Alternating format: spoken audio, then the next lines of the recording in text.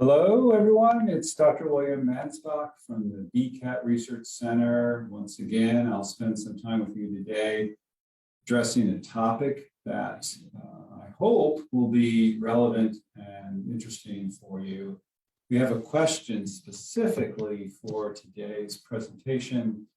It is really, I think, around pain, assessing pain. So let's see. Dear BCAT. This is from Angela in Toledo, Ohio. I'm a nurse working in a nursing home. We are required to assess pain in our residents, but this is often difficult. Sometimes it's hard to tell how capable they are in reporting pain. Can we use the BCAT to guide us? Okay, this is a good question and a very important topic. I think, Angela, what you're getting at is, if you have residents who have cognitive impairment and you're asking them questions about pain, to what extent is the information you get reliable? This is certainly pertinent if for no other reason the base rate of dementia is so high in nursing facilities across the country. So you're looking at 50 to 60%, probably higher than that.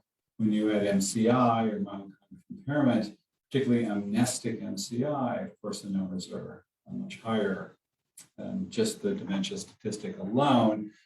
Now, generally, in long-term care and in senior living, two pain assessments that are used the most are the pain AD and the numeric pain scale. So they're really very different. The numeric pain scale is a 1 through 10 scale. You're just asking people to rate the intensity of their pain. You're making an assumption that a resident can differentiate, let's say, between 7 and a 6 or 4 and 2.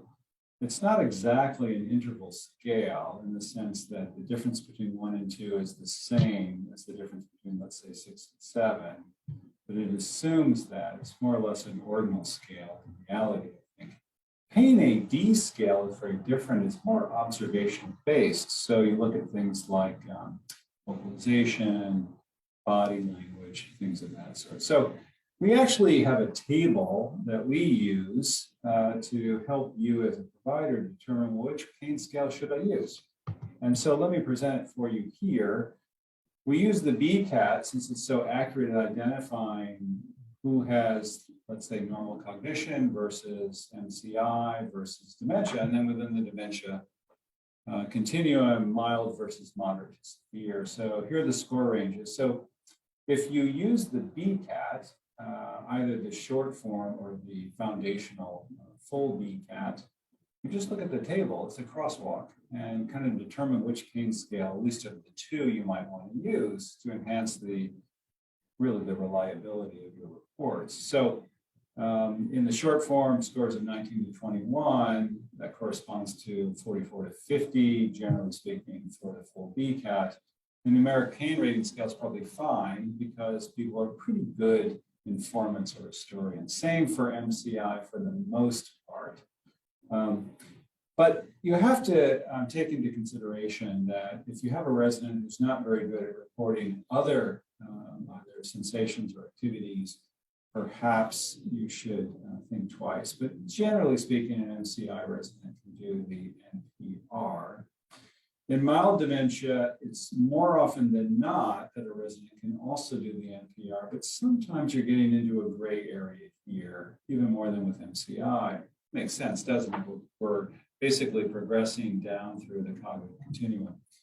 However, residents with moderate to severe dementia, we would recommend you use the pain AD. So numerically, you can just look at this and say, well, let's see. So looking at the BCAT short form, if I have people who have scores of 10 and below, I'm definitely going to start with the pain AD. On the full scale, that would be residents, let's say, who have scores of 24 and lower. So I think this is a kind of a useful, quick way of determining which pain scale to use. So hopefully then you can get the information that you need.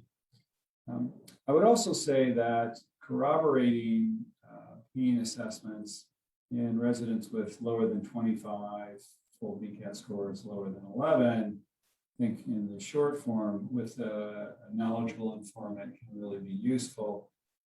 I think sometimes that requires reviewing what are the indications of pain. Certainly, we know that in addition to the subsections that the pain AD scale clearly articulates, we know that behavioral problems are often caused by internal perceptions of pain too. So that would be important. If you don't use the BCAT and you'd like to find out more information about it, simply go to the BCAT.com. And if you would like to talk with us specifically, email us at info@thebcat.com. So I hope you stay connected to the research that we are doing. Very excited to be publishing pretty quickly a comparison of psychological burden associated with COVID-19, comparing February of 2021 with September and October. This is really interesting because it pertains to the question, are we more or less burdened, and what can we do about it? Either way, do indeed become a free member. Remember, we don't share your information with anyone else, so you can, if you're a provider, sign up on, just go to the BCAT and make sure you become a member there. It also may be useful for you to do the same on the Enrich website. Sometimes the information's a little bit different. Anyway, I hope you found this helpful. Enjoyed spending time with you. I'm looking forward to the next time. Thank you again.